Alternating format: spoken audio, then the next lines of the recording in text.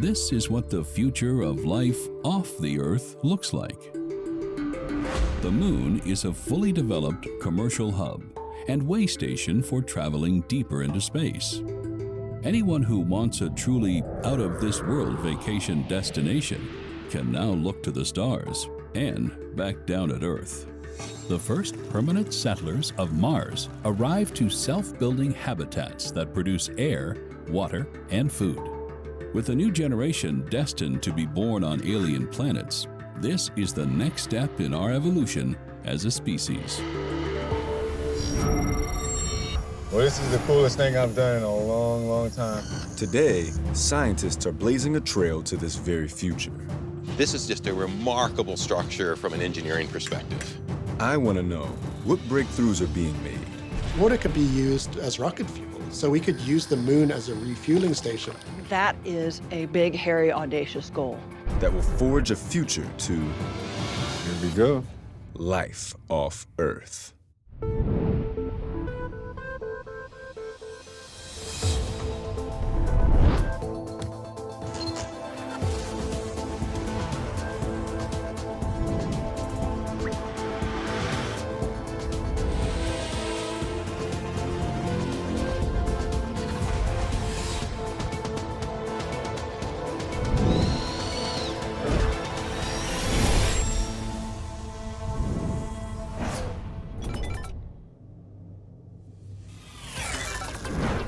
My name is Justin Schaefer, and I'm an environmental scientist. Since I was a kid growing up on the south side of Chicago, I've always dreamed of exploring space. When it comes to the very expensive prospect of sending humans to live in space, many people ask, why should we go? But as someone that's concerned about climate change and the health of planet Earth, should we be thinking about moving to another home? If so, how will we actually build an outpost on an alien planet and then survive the lethal environment of outer space? I'm in Columbus, Ohio to meet someone who knows firsthand. Former NASA astronaut Dr. Catherine Sullivan. Kathy was a truly inspirational figure to meet. I was an intern at NOAA, the National Oceanic and Atmospheric Administration, the first time we met. It was then that I saw the possibility of being an astronaut as something that was very real. Incredibly, this prospect seems possible in my lifetime. To find out just how and when humanity will accomplish this, I'm catching up with Catherine, my old mentor. I just remember listening to you speak. It made me want to be an astronaut. It made me think that it was actually a feasible thing. Well, thanks. That makes me feel really good. Welcome to our planetarium. Whoa. You can project things on this dome that will take you anywhere in the universe. Catherine is a geologist, deep-sea explorer, and was the first American woman to walk in space. She knows a thing or two about life off Earth. You spent a lot of time in space, right? My total is like 23 days. Catherine flew multiple shuttle missions during her 15 years at NASA. Once you're in orbit, you have effectively no weight. To be able to sort of drift in the air like particle of dust is pretty magical. But space is dangerous. A vacuum devoid of atmosphere, water, and oxygen. Everything we need to survive. You think the human body as is designed to tolerate space for years, decades? There are definitely some unknowns and some ifs about that. If our bodies are not sensing a gravity field, the calcium in our bones, which gives our bones their strength, that starts to leach out. Not only that, absent protective gear, long-term exposure to radiation damages DNA and can lead to cancer. You can certainly lose your life in space, and you've got to be aware of that and clear-minded about the risks of it. Much of what we know about these dangers comes from studying the long-term inhabitants of space stations orbiting Earth. NASA astronaut Scott Kelly spent nearly a year on the International Space Station, or ISS. As a result of this mission, Scott experienced cognitive decline, damage to his eyes, and even changes in his DNA. Before we can attempt to build permanent bases on the Moon or Mars, we're going to have to figure out how to protect our bodies and minds from threats like these. It's one small step for man, one triumph leap for mankind. But where there's a will, there's a way. Mars now is, I think, like the moon was in the 1960s, a big, hairy, audacious goal. I definitely think exploring Mars and figuring out what would it take to get there, I'd love to see us do that. I think it's really wired into human nature to be exploring, to not explore our place in the cosmos, to not continue to expand our understanding at the largest scale of where we live and our place in the universe. I think it's just short-sighted. 3, 2, 1, 0. Liftoff. We have a liftoff. With so many unknowns surrounding the welfare of humans in deep space, NASA is first setting its sights on a return trip to the moon. The Artemis mission, scheduled to launch by 2024, is the first step towards establishing a permanent human presence at the moon, with the ultimate goal of using it as a springboard to the Red Planet. A spacecraft orbiting the moon will serve as a hub for research on the lunar surface. The goal is to learn how to live and operate on another celestial body while proving technologies necessary for a mission to Mars. But at present, lifting people and materials above Earth's atmosphere is extremely expensive. To build a moon base, we'll need to find cheaper methods and reusable equipment. I'm in Colorado to visit Sierra Nevada Corporation, who is working with NASA on this heavy-duty problem. Welcome to Sierra Nevada Corporation, home of Dream Chaser. Wow, it's beautiful. John Curry is the director of the Dream Chaser project. Dream Chaser is a space plane, so it's just like riding on an airplane, landing horizontally on the runway. As you know, the space shuttle flew 135 missions and worked very well. What makes Dream Chaser different is that it's so much cheaper. The space shuttle was just too expensive to maintain. We're lighter weight, we're stronger than shuttle. The Dream Chaser's clever design and carbon fiber body allows it to hold enough cargo to supply astronauts on the ISS for half a year. With innovations like these, it can be flown 15 times before maintenance, keeping costs down. The space shuttle required maintenance after each launch. With the retirement of the space shuttle in 2011, the Dream Chaser is now the only spacecraft capable of delivering people, supplies, and science experiments to the ISS, and then navigating back to Earth for a gentle runway landing. It can also perform the whole mission autonomously, without a pilot. I believe this vehicle is going to be critical to transporting humans to and from space on a routine basis. Sierra Nevada plans to conduct 6 ISS resupply missions by 2024. And unlike the shuttle, which launched aside 2 boosters and a fuel tank, the Dream Chaser is designed to be launched into orbit, wings folded, atop a rocket. So what's the top speed something like this would reach? Orbital velocity is 17,500 miles an hour. Dream Chaser will circle the Earth 16 times a day at this speed. But when it returns and enters the atmosphere, it practically has to grind to a halt. What's cool about this and very innovative about this design is this is called a lifting body, meaning the lift that you get from this vehicle is actually the body itself rather than the wings. Unlike most planes, Dream Chaser's actual body, not its wings, takes the full force of the air pressure. The underside of the Dream Chaser is wide and flat and pushes against the atmosphere to slow re-entry. Probably the biggest risk for Dream Chaser is the entry, because you see 3,000 degrees Fahrenheit coming back through the atmosphere to get to the ground. So you got to make sure that this vehicle can survive 3,000 degrees Fahrenheit. The Dream Chaser can land anywhere there is a 10,000-foot-long runway, which means it can return to any major airport in the world. For the Artemis moon mission, NASA is looking at a radical technology to house the astronauts: inflatable habitats. These habitats will connect to a core power module dubbed Gateway. Sierra Nevada designed a system called the Large Inflatable Fabric Environment, or LIFE, that can dock to the Gateway module. We have a module you could actually turn into a space station, and that would be what you would want to take to the moon. The habitat can be folded in a compact manner for launch and then later expanded in space.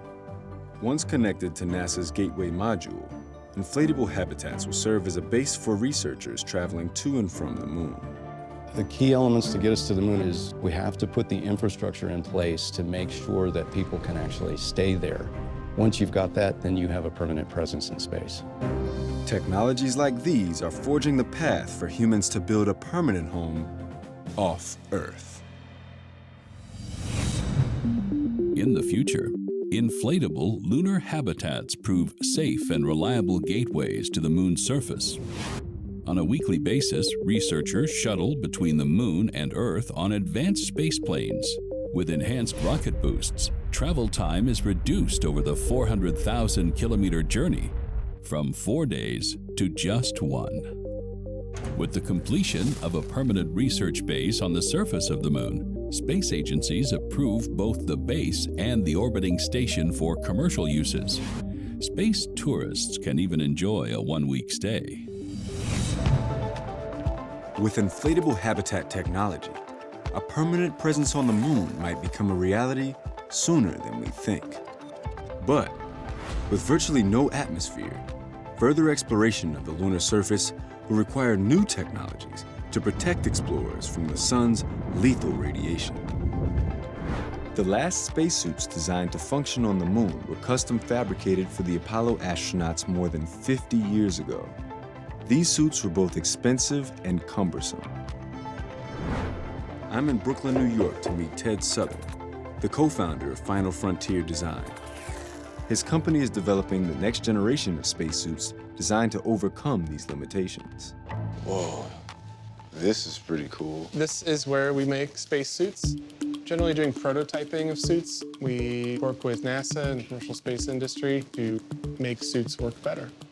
This is an EVA suit, extravehicular activity. So this is when you leave the vehicle. It's like a spaceship for one person. In the days of Apollo, spacesuits were only worn for a single mission. Final Frontier is designing reusable suits that are flexible, lightweight, and durable.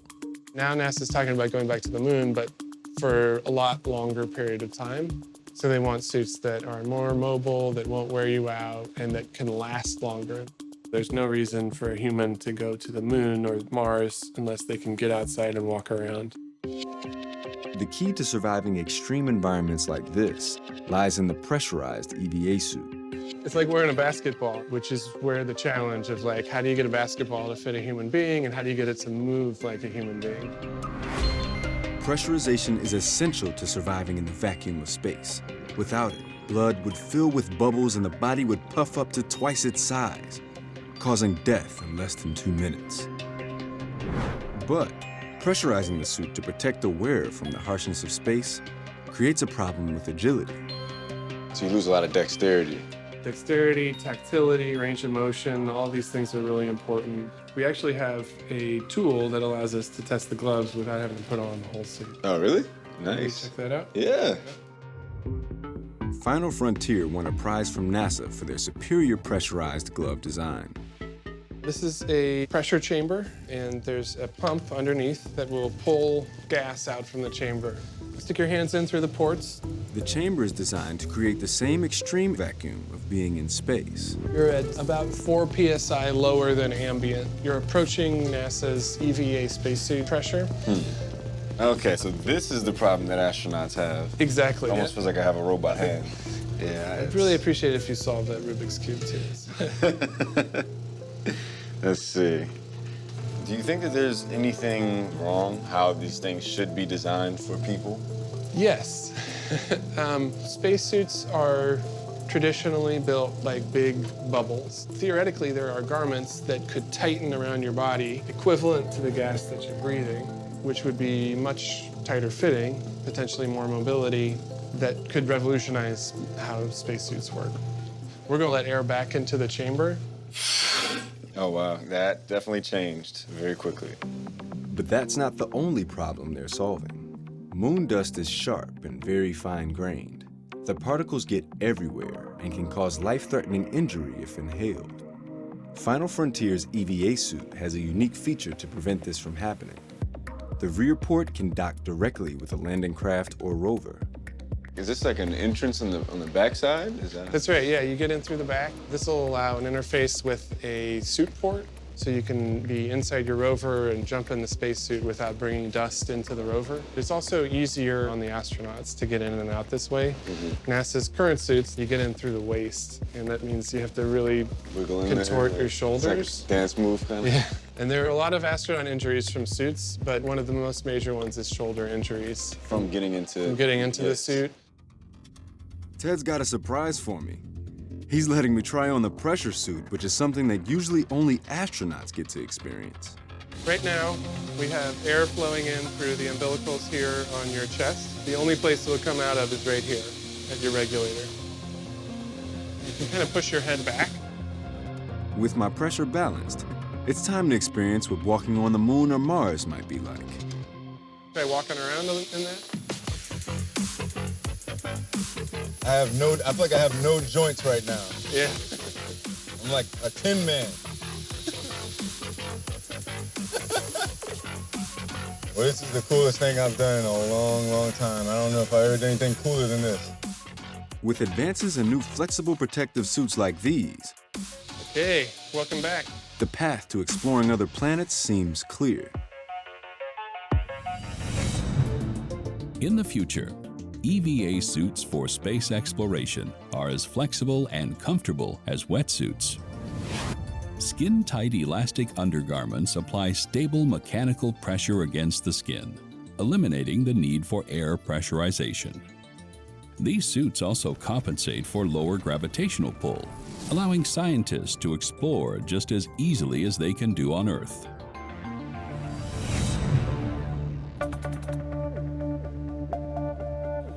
Even with protection from the harshness of space, astronauts won't survive a week on an alien planet without one living essential: water. But the cost of bringing enough liquid water from Earth to support even a small base on the Moon or Mars is astronomical. This means, if we're going to establish outposts in space, scientists must find a reliable source of water elsewhere. I'm near LA to meet Dr. Dean Bergman at Honeybee Robotics. Honeybee Robotics is developing cutting-edge tools to help NASA find and extract water on the Moon or Mars. Ah, nice. Why don't we go look at some cool things? All right. We are developing these technologies to be able to create a sustainable civilization off of our planet. Water is the most precious resource in space just because we can use it for so much. And the more we can collect, the more ability we have to really live off-world and on other planets. In 2009, NASA confirmed the presence of water on the Moon in the form of ice. Some estimate more than 100 million tons might be found under the surface at the Moon's south pole. Not only will future spacefaring pioneers need this water to drink and grow food, this essential liquid has another potential important use in space. By splitting water into hydrogen and oxygen, both of these molecules could be used as propellant for spacecrafts.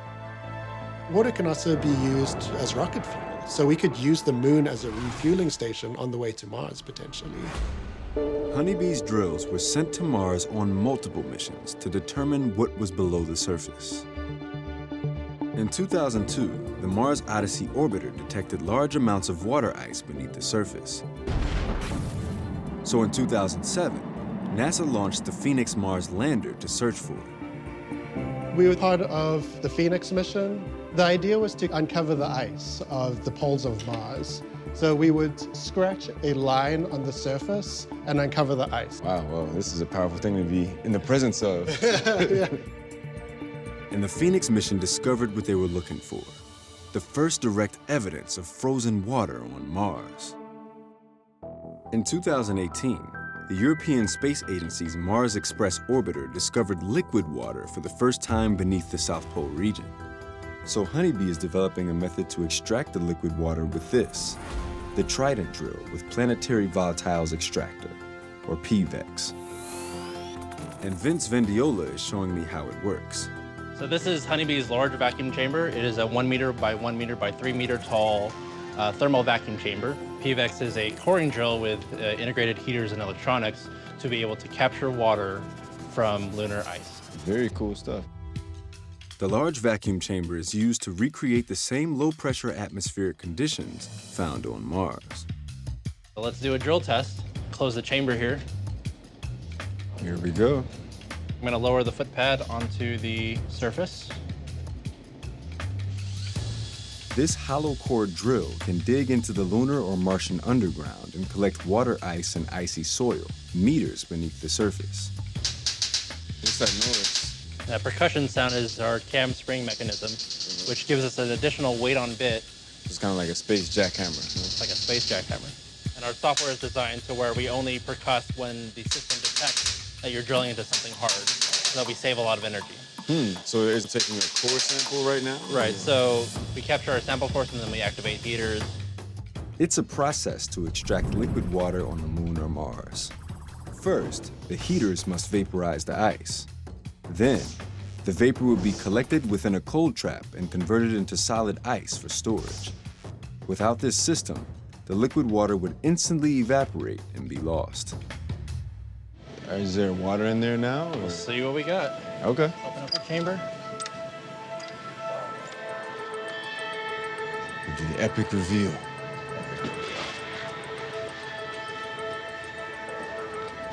Hey, oh, nice. Nice. This is the future right here. The red planet has plenty of ice, some buried just inches below the surface. Using this technology to extract it will make a future life off Earth possible.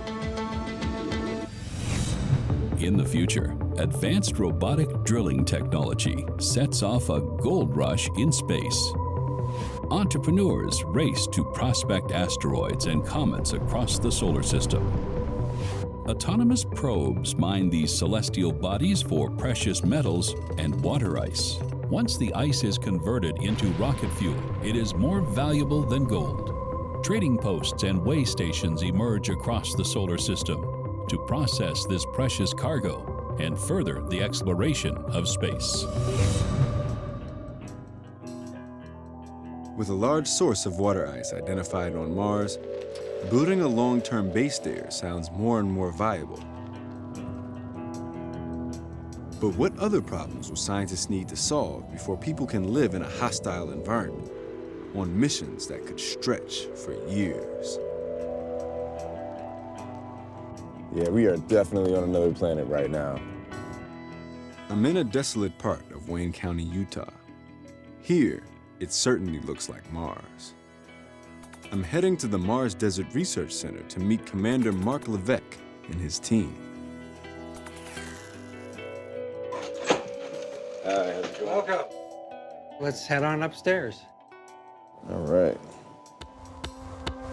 Hey, folks. Let's meet it. Rich? So we have a nice international crew here. This habitat serves as an Earth analog of an early manned research base on Mars. It contains the essential components a future team would need for a long-term mission, including living quarters, greenhouse, science labs, and observatories. There's a variety of research that goes on here: psychological, geological, astronomical. The water-parched extremes of the Mars Desert Research Station, or MDRS, make it perfect for simulating a mission on Mars. This is one of the closest analogs to Mars on Earth, given the landscape, given the isolation, given the sporadic communications. At the MDRS, every effort is made to simulate the challenges of conducting research in a hostile alien environment. Any outside activity, such as exploring the area or conducting projects out there, we have to be in spacesuits, and we have to go through a depressurization for 5 minutes in the airlock. Science time. Okay, we're going to take 2 rovers with us, and these 2 guys are going to go in the second rover. Roger that. Hello, Hab. This is Ares 1. That's us entering the airlock now. Over. Leaving the airlock. Hab, airlock is secure. A primary scientific objective of the first research mission on Mars will be searching for signs of life, past or present. People have been preoccupied with finding life on Mars for centuries. In the 19th century, while mapping the red planet with a telescope, Italian astronomer Giovanni Schiaparelli saw what he thought to be water channels. And many believed they were artificially constructed canals built by Martians. But with the arrival of the first Mariner missions to Mars in the 60s and 70s, scientists confirmed that there was not an advanced civilization. However, recent discoveries of geological formations have excited them about the possibility that some form of life could have once existed. Right, so we're gonna get out now. All right. So we're heading for that boulder on the second peak. The geology surrounding the MDRS is comparable to what the first researchers on Mars will encounter. Just want to be on the lookout for any minerals or interesting rocks that we can evaluate.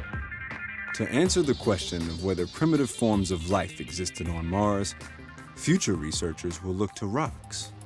By peering inside these rocks, they may find the presence of biomolecules or even fossils of microbes. We're at the top of Kissing Camel Ridge. We're going to mark the spot on our GPS. How about I can give you the grid reference now? 4249540.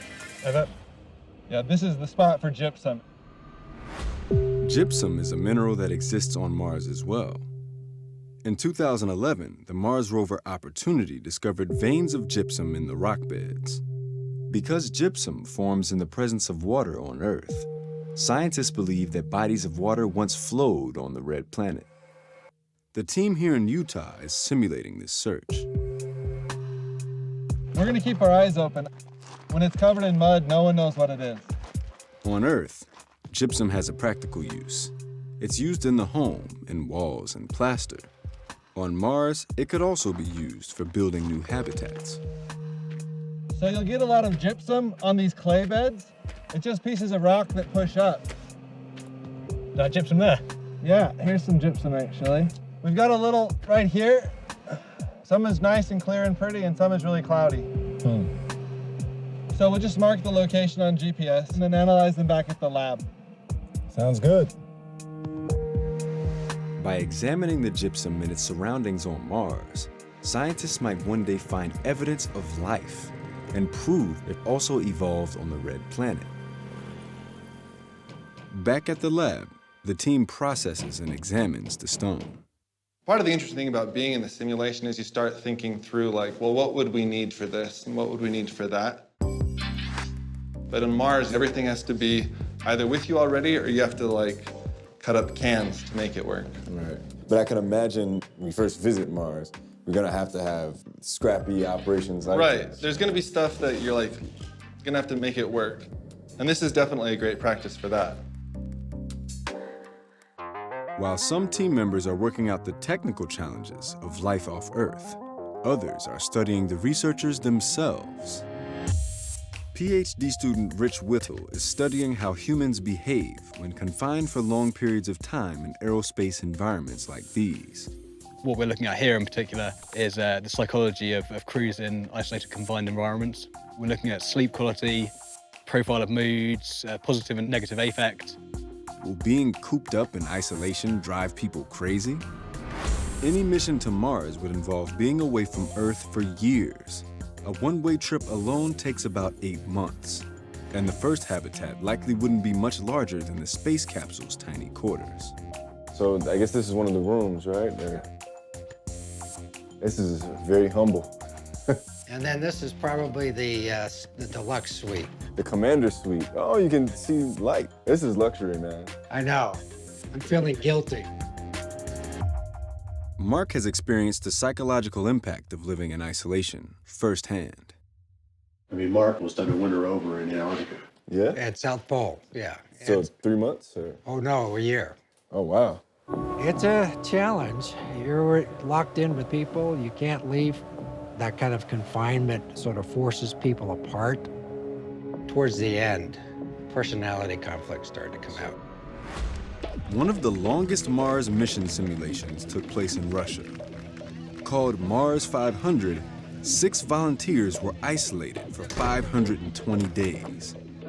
They even simulated the up to 20-minute radio communication lag between Earth and Mars.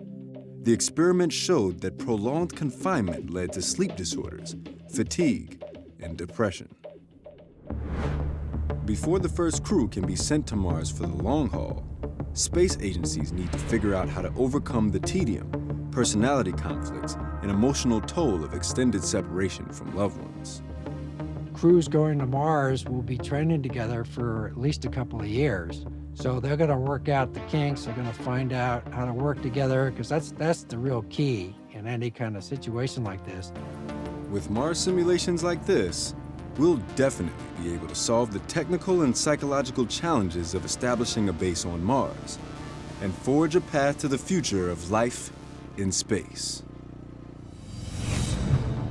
In the future, researchers at the International Mars Base make a remarkable discovery. A particular rock specimen completely changes the way humanity thinks of its place in the universe. The sample confirms that ancient fossils similar to those found on Earth also exist on Mars. This rock reveals that the complex forces that cause life to evolve are not uncommon. In principle, life, possibly even complex and intelligent life, may have evolved across the universe. While the first research station on Mars is likely to be small and scrappy, a long-term base with dozens or even hundreds of people will need more in the way of complex facilities and buildings. However, transporting the materials to build large-scale, heavy-duty habitats from Earth is unfeasible. How can we build a permanent outpost using what's already on the red planet? I'm in Brooklyn, New York to meet a design team with a unique solution. So this is Mars Ice House. That's a habitat? That's a habitat. Rebecca Pales-Friedman and Michael Morris run the forward-thinking firm Space Exploration Architecture.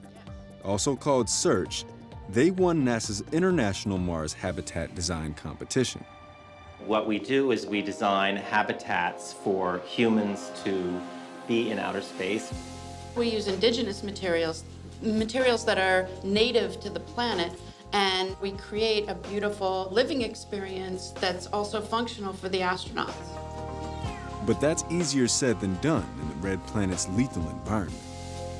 The primary goal will be to protect against radiation from both solar rays as well as cosmic galactic rays.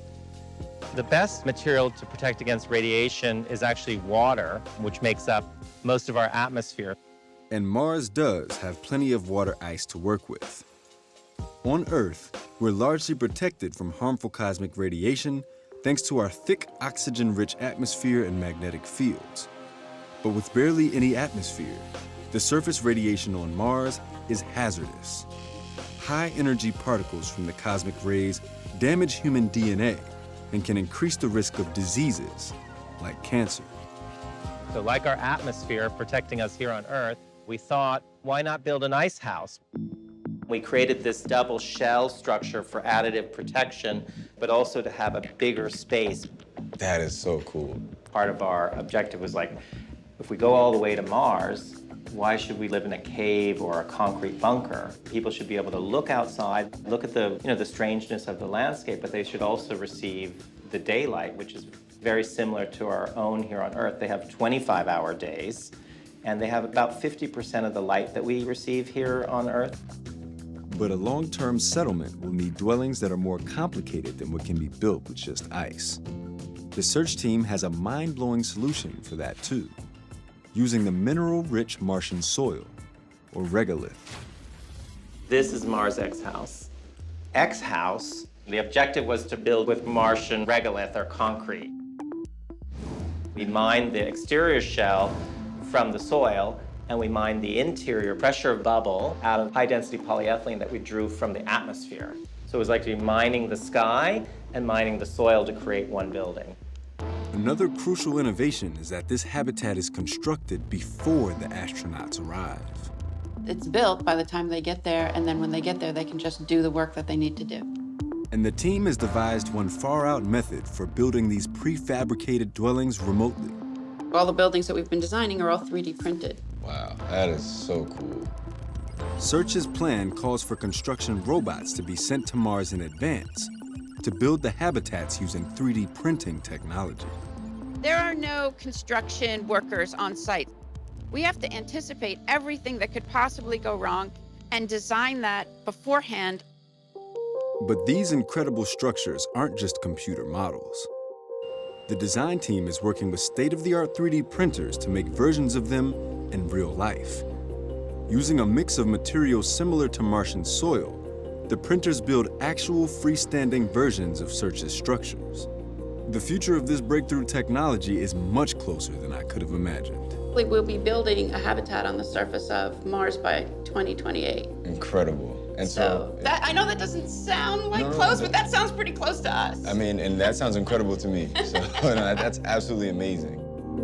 Innovative designs using materials found on Mars will pave the way for the first settlers to arrive to move-in ready homes. But what will happen when the supplies they brought with them run out? They'll need food and oxygen to survive in this alien hostile environment. For humans to create civilizations anywhere in space, we'll need to build self-contained and self-sustaining ecosystems that work like our home planet. But how can we build water cycles and farm in desert wastelands like the Moon or Mars? I'm outside Tucson, Arizona, where researchers have been conducting decades of groundbreaking research to achieve this ambitious feat. This is a grand experiment in earth sciences, started about 30 years ago, trying to understand how the Earth works. They decided the only way they could truly understand how the Earth controls itself is by creating a facsimile of it. This is called Biosphere 2, as we live in Biosphere 1. Dr. Joaquin Ruiz is the director of Biosphere 2. It almost reminds me of like a palace. Not like a laboratory or research environment, but more like a science palace. Can you tell us about what's going on here in high level? Sure. Right in front of us is the rainforest. You have a big ocean, and then you have a desert. It was an audacious idea. Build a small-scale version of Earth in completely closed quarters. In a matter of years, they recreated a wide array of ecosystems that originally took billions of years on Earth to evolve. To succeed, Biosphere 2 needed to be completely self-contained and sealed off with nothing brought in or taken out. We have to recycle the nutrients. We're recycling our water, our air. We're recycling everything. In 1991, 8 volunteers, or biospherians, lived inside Biosphere 2 for 2 full years. Like a future habitat on Mars, Biosphere 2 had to be perfectly thought out and highly engineered. The health and safety of future explorers depended on its success. Any habitat on Mars will need to remain completely sealed off from the toxic environment that surrounds it. But keeping it sealed and structurally sound is a near impossible task. Sudden changes in internal air pressure could destroy the structure itself. So, the engineers of Biosphere 2 came up with this innovative solution called the lung. And Deputy Director John Adams takes me inside. We're going into the lung of Biosphere 2, and when it was originally constructed, they designed it to be hermetically sealed, but they knew that they had to deal with changes in pressure. And this is the device that they came up with to compensate for that. Whoa. This is just a remarkable structure from an engineering perspective. I didn't expect to walk in and see this. The lungs are connected to the rest of the biosphere by a series of tunnels to continuously balance the air pressure inside. What we're standing inside of is an extremely large diaphragm, and that diaphragm helps to modulate pressure inside the facility. As it has a counterweight, an aluminum dish, flexible rubber membrane. The combined weight of those two is 40,000 pounds. And the only thing that's keeping it up in the air as you see it right now is differential air pressure. Wow, that is pretty insane.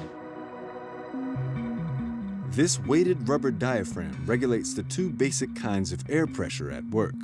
As the temperature outside heats up, the air inside the biosphere warms and expands. Inside the lungs, the increasing air pressure pushes up against the weighted, flexible diaphragm. Without the diaphragm's flexibility, the air pressure would shatter the glass of the sealed habitat. In space, an incident like this would be deadly. As the air in the Biosphere 2 cools and contracts at night, the weight of the diaphragm presses down. By reacting to the changing of air pressure, the Biosphere 2's lungs continuously adjust, applying the right amount of force to keep the air pressure even throughout the closed system habitat. This is where air travels back and forth as we modulate the pressure changes within the facility. On the red planet, temperatures can fluctuate more than 100 degrees Celsius over the course of a single day, which means a feature like these lungs is essential to any future Mars habitats. And to sustain life, these habitats must cycle and recycle the air for humans to breathe, and also grow plants for food. On Earth, this process links animals and plants. Animals breathe in oxygen and breathe out carbon dioxide. Plants absorb that CO2 and discharge oxygen. In the biosphere, this fundamental cycle is recreated with the rainforest. Researcher Laura Meredith is conducting an experiment to test its resilience. All right, so I'll show you the rainforest. So this is almost 30-year-old tropical rainforest. This is beautiful. Yeah, it's nice. Even 3 weeks into drought, it's pretty green. Some of the trees are dropping their leaves, the soils are drying out. But really, I think this rainforest is showing us that it has quite a bit of resilience. In the rainforest, plants absorb humans' waste carbon dioxide the inhabitants breathe out. This subsequently helps the plants grow, and in the process also creates oxygen for the inhabitants to survive. Growing a stable, resilient plant ecosystem will be essential to the survival of any future inhabitants of the Moon or Mars. However, the first biospherians weren't so lucky. 16 months in, the oxygen levels dropped precipitously. It turns out, there was something the original designers underestimated: microbes. Microbes in the soil and in Biosphere 2 cement absorbed more oxygen and released more CO2 than originally estimated, nearly leading to disaster. Fortunately for the biospherians, they intervened and used additional machinery to pump in oxygen. In space, an oversight like this would be catastrophic, which is why it's important to simulate and fully test a system like this before building a biosphere on another planet. Because it's a closed system, you really need to understand how your ecosystem works. Biology is really incredible in its resilience, and that's something that you would really want to have as a component of your ecosystem on another planet. Can we create a closed living system like this one on Mars? It's an immense challenge to put together all the complex components, but I am sure that we can create one. Thanks to the original founder's dream, Biosphere 2 is a reality. And while this living laboratory has had many challenges, Biosphere 2 is providing crucial insights into ways humanity can build self-contained ecosystems. It's innovations like this that will forge a path to future long-term settlements on the Moon or Mars. I think it's really going to take the entirety of society's focus for us to really start expediting the process of getting people to Mars. But I think one of the things that a few scientists brought up that I spoke with was this idea that we should focus on keeping our home here habitable and not trying to run to other places. Some argue, why spend billions of dollars to get to Mars when we could be using this money and ingenuity to solve existing problems on Earth like poverty, disease, and climate change? Should we flee this planet? If we can't figure out how to live wisely and live well on this planet, I think we've been given quite a treasure here in this little third rock from the sun.